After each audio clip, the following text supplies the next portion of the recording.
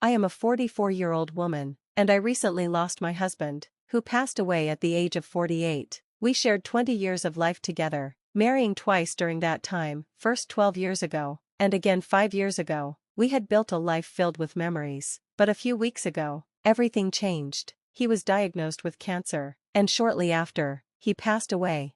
At first, I was in shock, overwhelmed by grief. The pain was immense, but over time, I began to come to terms with the loss. Now, I can reflect on our life together with a sense of calm, cherishing our memories while trying to move forward. Although I miss him terribly, I find some relief knowing he is at peace. In his final months, his suffering was unbearable, and I am grateful that he no longer has to endure that pain. Last week, we held his funeral. It was a bittersweet moment, a mix of relief that he was finally at rest and deep sadness over saying goodbye. Throughout our marriage, my relationship with my husband's family was complicated, to say the least. We had not been in contact with them for the past 8 years. My husband had decided to cut ties with his parents, a choice that stemmed from years of neglect and mistreatment. His parents viewed him only as a financial resource, showing little affection or consideration for him. On the other hand, they seemed to favor his younger sister, Cindy, who had long struggled with alcoholism. Despite everything, my husband remained kind and family-oriented, often forgiving their behavior. When we first started dating, he would defend them, saying, "They're family." But as our relationship grew stronger, he began to assert himself and express his feelings more openly. I encouraged him to value his own happiness, even if it meant distancing himself from those who treated him poorly. This shift caused tension between him and his parents, who blamed me for the changes in his behavior. Their hostility towards us only deepened over the years. One Christmas, we attended a family dinner as a gesture of goodwill, but it turned into a disaster. They spent the evening criticizing my husband's new business venture, claiming it was doomed to fail. The criticism was not only unwarranted but also hypocritical. Cindy had attempted a similar venture without the same level of preparation or effort. Their blatant favoritism and constant negativity led to a heated argument, after which we cut off contact entirely.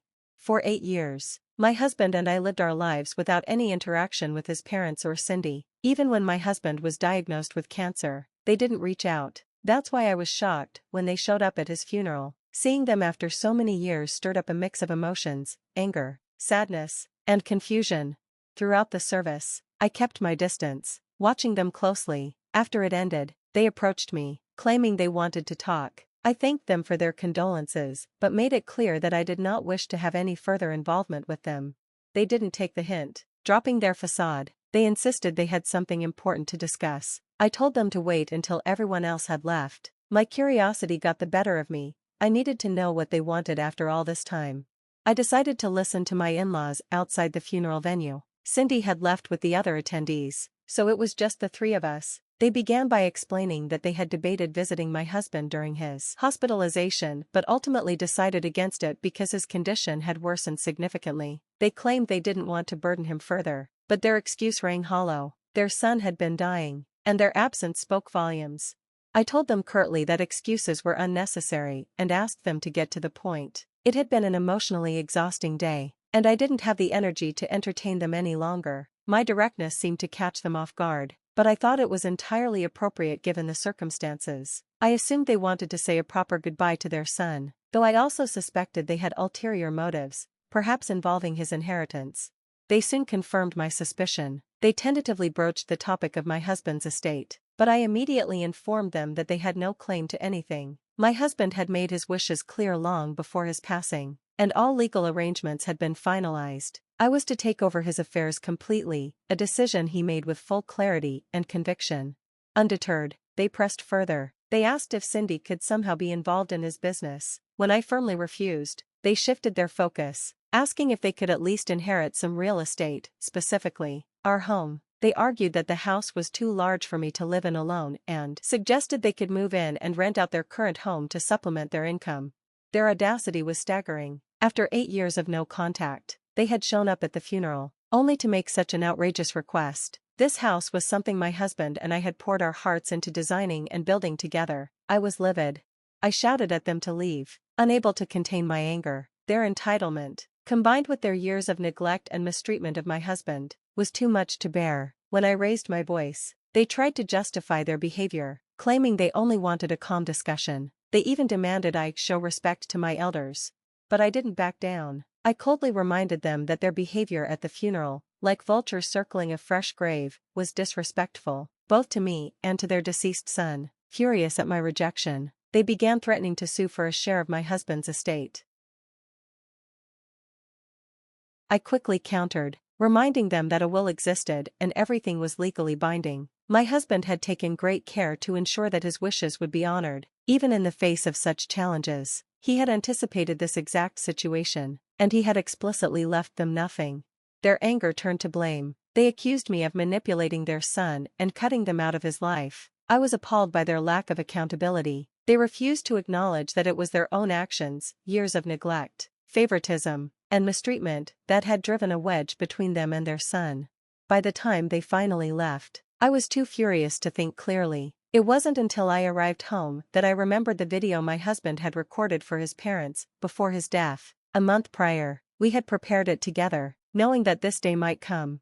After a few days of rest, I decided to deliver the video in person. Driving to their house, I felt a mix of determination and dread. When they opened the door, they were visibly surprised to see me. I calmly explained that my husband had left a message for them and asked to come in. Reluctantly, they agreed, and we sat in their living room, though I could tell they wanted to shut me out. Their curiosity kept them from turning me away. I played the video. In it, my husband spoke directly to his parents, criticizing the way they had treated him throughout his life. He recounted their favoritism toward Cindy, their dismissive attitude toward his efforts, and their failure to support him, even during pivotal moments like his high school years and his startup ventures. He reminded them of how they had refused to pay for his college education while sparing no expense for Cindy's whims. He also spoke about their neglect during his illness. Their absence during his final months only solidified his belief that they cared more about themselves than their son. He made it clear that leaving them out of his will was deliberate and fitting. He told them not to trouble me, as I was his true family, the only person who had stood by him unconditionally. As I watched the video, tears streamed down my face. Hearing him defend me so passionately, even after his death, filled my heart with both sorrow and pride. When the video ended, my in-laws sat in stunned silence. For once, they had no response. After showing my in-laws the video, I calmly stood up and said, "Even if you sue, I will use this video as evidence. My husband chose to cut ties with you due to your years of mistreatment. Blame yourselves, not me." Instead of accepting responsibility, they accused me of being cruel for showing them the video while they were grieving. They even suggested I had edited the footage, inventing baseless theories to avoid facing their guilt. When I stated I had no obligation to prove anything, they called me selfish, claiming I didn't deserve what my husband had left me. Their accusations were confused and contradictory. Since then, I've questioned whether it was right to show them that video. While their behavior had been appalling, they were still his family. A part of me regretted exposing them to his harsh truths. A week has passed since that visit, and they have yet to contact me directly. However, my husband's lawyer informed me that they have decided to contest the will. Their decision didn't surprise me. I anticipated it after the way they reacted. Still, I knew their lawsuit would amount to nothing. The will was clear and legally sound. Surprisingly, I received an email from them shortly afterward. They claimed that my methods were wrong and insisted the video didn't justify denying them what they believed was their rightful inheritance. Their argument rested on the idea that, as blood relatives, they had a stronger claim than I did. They asserted rights not only to his property but also to his business. Knowing the court's deal in laws, not entitlement, I forwarded the email to my lawyer as potential evidence. My parents, who had moved in to support me during this challenging time, suggested they could talk to the in-laws to seek a peaceful resolution. I appreciated their kindness, but told them it wasn't necessary. I preferred the in-laws to proceed with their lawsuit and waste their resources. Amid these legal battles, I've been keeping busy with work, trying not to dwell too much on grief. My parents have been a tremendous help, taking care of household chores and offering constant emotional support. Their presence has been a blessing, allowing me to focus on honoring my husband's memory by ensuring the success of our business. 2 weeks after the in-laws contested the will, something unexpected happened. Cindy reached out. Receiving a message from her felt strange. Given our limited relationship and the animosity between her parents and me, she asked if she could visit, and though I was initially hesitant, I decided to hear her out. When Cindy arrived, she brought flowers and offered heartfelt condolences, apologizing for not expressing her grief at the funeral due to the chaos. Her demeanor was entirely different from the selfish and brash person I remembered from family gatherings. She shared that she had quit drinking years ago and had been working on improving herself.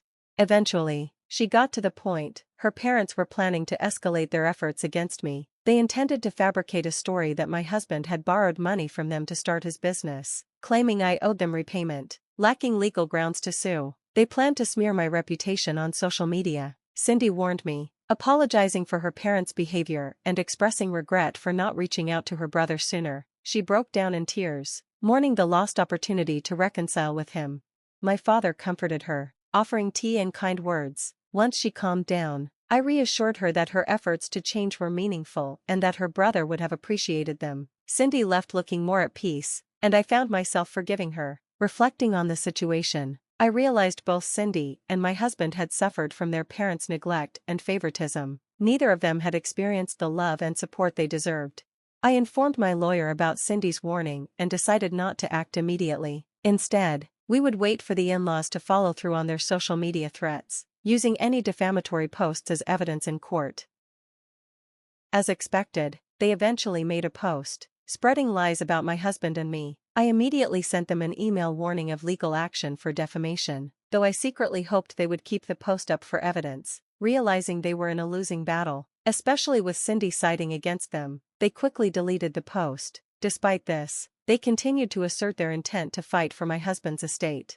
Exhausted by their antics, I blocked their email address. If they wished to continue their futile efforts, so be it. Their isolation, compounded by losing Cindy's support, was punishment enough.